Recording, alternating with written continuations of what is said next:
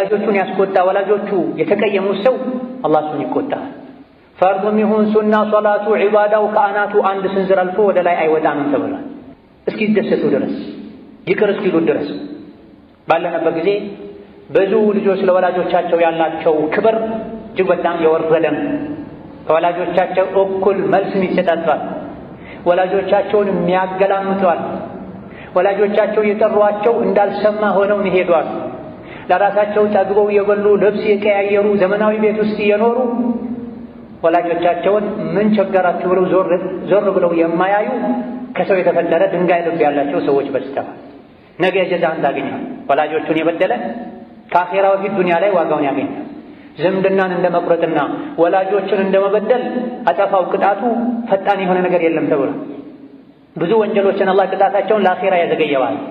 ዝምድናን መቁረጥ፣ ሰውን መበደል፣ ወላጆችን መበደል ቅጣቱ አይዘገይ። ከአኺራ በፊት እዚሁ ጀዛው ይጀምራል። ታይቷል። በዚህ ዙሪያ ብዙ ተብሏል።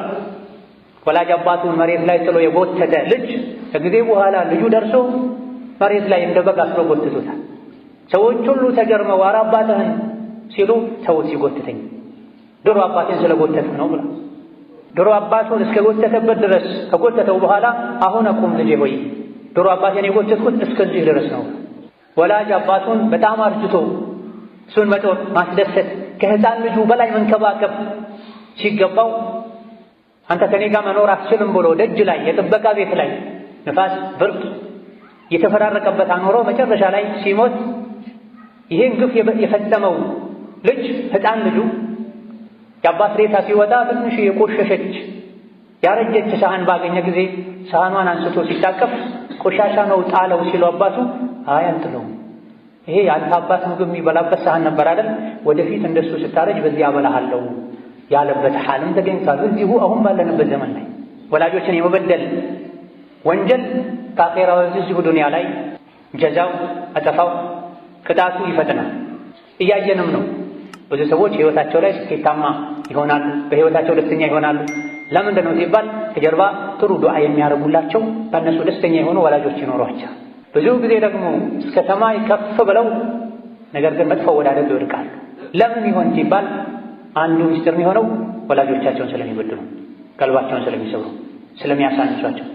ከወላጆቹ ጋር አብሮ መቀመጥ፣ አብሮ መብላት፣ አብሮ መንገድ ላይ መሄድ ማይፈልግ ሰው አይመጥኑኝም፣ እነዚህ ወላጆቼ ናቸው ማለት አልችልም አልሻም የሚሉ ሰዎች ማን ነበር? ትናንት ቆሻሻን አጥቦ የሚያስወግደው ማን ነው? ለዚህም ነው ዲን አይደለም አቅል ህሊና ያለው ሰው እንኳ ብዙ በወላጆች ጉዳይ መምከር አያስፈልገውም። አቅሉ የሞተ ህሊናው የሞተ አቅሉ የደከመ ከሆነ ቢመክሩትም አይገባውም። ኢላ ማ ረሒመላህ።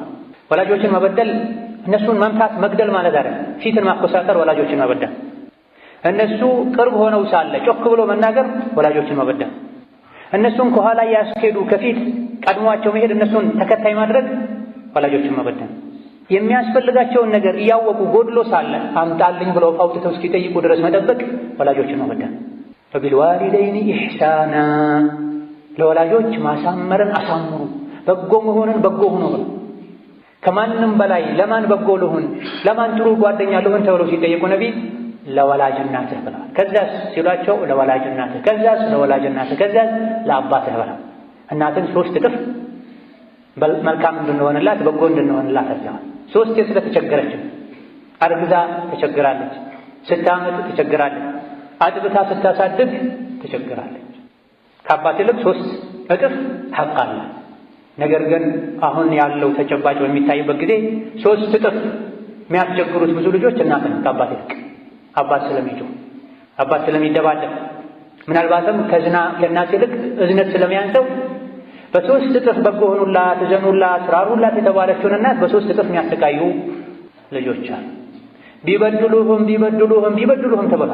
ለወላጆቹ በጎህን ጥሩህን እነሱ በዳይ ቢሆኑም አጥፊ ቢሆኑም ተብሏል። ስለዚህ ወላጆችን በንግግርም ይሁን በተግባርም ይሁን በምልክትም ይሁን ምንም እንኳ ባይናገሩ እጅን እነሱ ላይ እንደዚህ ማወራጨት ከባድ ወንጀል፣ እነሱን መበደል። አላህ ተባረከ ወተዓላ ከሱ ሐቅ አስከትሎ ሐቃቸውን ያከበደብን ወላጆችን ልንወዳቸው ልናዝንላቸው ሕፃን ያለን እንዳዘኑልን አሁንም እንደሚያዝኑልን ልንንከባከባቸው ልንተናነስላቸው የሚፈልጉትን አስቀድመን አውቀን ልናሟላላቸው ልናከብራቸው፣ ወዳጆቻቸውን ልንወድ፣ የሚያስደስታቸውን ነገር ሁሉ አውቀን ልናደርግ፣ ቀልባቸው የሚሰብርና የሚያስከፋቸውን ነገር ሁሉ አውቀን ልንርቅ፣ ልንጠነቀቅ ይገባል። ይሄን ካላደረገን በዳይ ነን፣ ሐቅ አግዳይ ነን። ከወንጀሎች ሁሉ በአላህ ከማሻረቅ ቀጥሎ ከባዱ ወንጀል ወላጆችን መበደል ነውና ከባድ ወንጀል ላይ ወድቀናል። የወላጆች ሐቅ ብቻ አይደለም፣ ወላጆችን ማክበር የአላህም ሐቅ ጭምር ነው። ወላጆችን አክብር ብሎ ስላዘዘ ወላጆቹን ያስቆጣ ሰው እነሱን እንኳ ቢያስደስት አላህን ድጋሚ ይቅርታ መጠየቅ ይኖርበታል። የአላህ ሐቅ አለበት አክብር ብሎ ስላዘዘ፣ አስበድላቸው ብሎ ስለከለከለ። የጀነት በር ወላጆች ናቸው።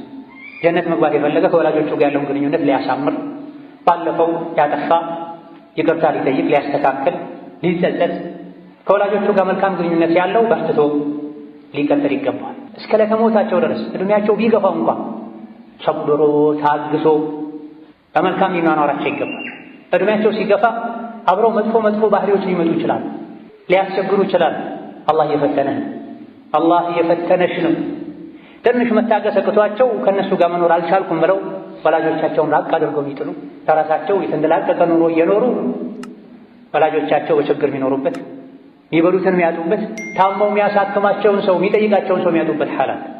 የጠባይ ችግሩን እንኳ ቢኖርባቸው ወላጅ መጥፎ ነው አይባልም። መጥፎ እንኳ ወላጅ አባቴ እናቴ እንዲያረገችኝ ብሎ መናገር አይቻልም። ከወላጆቻቸው ይልቅ የትዳር አጋራቸውን